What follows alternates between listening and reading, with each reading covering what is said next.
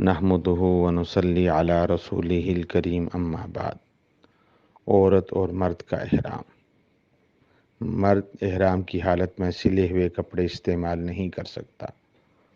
مرد کا احرام دو کپڑے ہیں، ایک کپڑے سے وہ تہبند باندھے گا اور دوسرے کپڑے سے ناف کے اوپر والے حصے کو کور کرے گا، اور عورت کا احرام اس کے تمام استعمال کے کپڑے ہیں جس میں رنگ یا کسی مخصوص کپڑے کی کوئی قید نہیں۔ اس طرح احرام کی حالت میں عورت موزے اور دستانے وغیرہ بھی پہن سکتی ہے۔ البتہ عورت کے لیے احرام کی حالت میں چہرہ ڈھانپنا منع ہے، لیکن اس کے ساتھ ساتھ پردہ بھی ضروری ہے۔